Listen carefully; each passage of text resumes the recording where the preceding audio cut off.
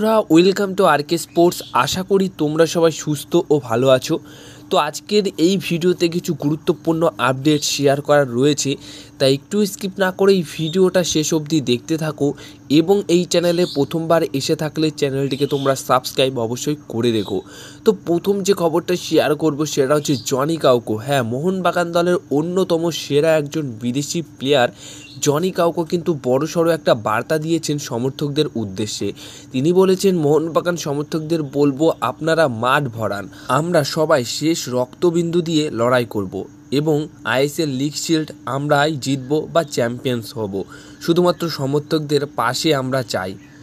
তো এইরকমই একটা কথা বলেছেন জনি কাউকো। তো আর গতকালই তোমাদেরকে বলেছিলাম যে মুম্বাই সিটি এফসি এবং মোহনবাগান এসজি দলের মধ্যে যে ম্যাচটা হতে চলেছে, এই ম্যাচে মোহনবাগান দলের সমর্থকদের পাশে চাইছে সমস্ত প্লেয়াররা, মানে প্রচুর সমর্থকরা চাইছে যাতে করে মাঠে এসে খেলা দেখতে পারে।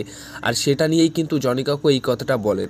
আর জনি কাউকো হয়তো জানলে খুশি হবে যে অলরেডি 55 থেকে 60,000 মতো টিকিট ছাড়া হয়েছে, সেখানে কিন্তু 30,000 প্লাস টিকিট বিক্রি হয়ে গেছে, সোল্ড আউট হয়ে গেছে। মোটামুটি যেটুকু ধরা হচ্ছে যে হ্যাঁ, 55 থেকে 60,000 টিকিট বিক্রি হয়ে যাবে এবং 55 থেকে 60,000 লোক মাঠে গিয়ে খেলা দেখবেন। আর 50 থেকে 100 টাকা মাত্র টিকিটের মূল্য রয়েছে, তো সেই ক্ষেত্রে খুব একটা বেশি সমস্যা সমর্থকদের হবে না।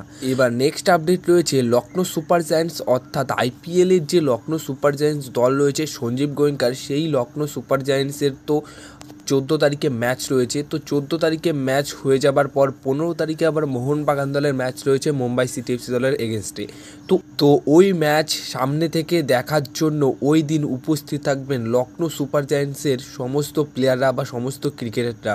হ্যাঁ, সমস্ত প্লেয়াররা কিন্তু মাঠে বসে ভিআইপি বক্সে মোহনবাগানের ম্যাচ কিন্তু উপভোগ করবেন বা দেখবেন। এবার নেক্সট আপডেট রয়েছে মোহনবাগান দলের স্কোয়াড নিয়ে। তো মোহনবাগান দলের স্কোয়াডে কিন্তু খুব একটা পরিবর্তন হচ্ছে না, এটা কিন্তু মার্কোস জানিয়ে দিয়েছেন। কারণ মোহনবাগান দলের স্কোয়াড কিন্তু এই মুহূর্তে পুরোপুরি একটা সেটেলড স্কোয়াড, কোনোরকম কোনো জায়গাতে খুব একটা বেশি সমস্যা নেই।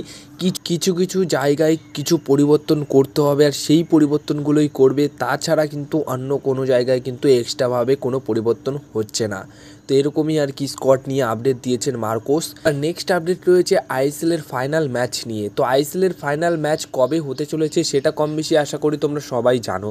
তো আইএসএলের ফাইনাল ম্যাচ কোন জায়গাতে হতে চলেছে এটা কিন্তু এখনও অবধি পুরোপুরি কনফার্ম নয়, বাট মার্কোসের রিপোর্ট অনুযায়ী জানা যাচ্ছে যে আইএসএলের ফাইনাল হতে পারে মুম্বাই সিটি এফসির যে মাঠ রয়েছে সেখানে, না হলে কলকাতার সল্টলেক স্টেডিয়ামে। তো আমার মনে হয় যে যদি মোহনবাগান দল ফাইনাল ম্যাচে কোয়ালিফাই করে যায় তাহলে কিন্তু মোহনবাগানের যে মাঠ রয়েছে অর্থাৎ সল্টলেক স্টেডিয়াম, ওই স্টেডিয়ামেই কিন্তু ফাইনাল ম্যাচ হওয়ার সম্ভাবনা সবচেয়ে বেশি থাকবে।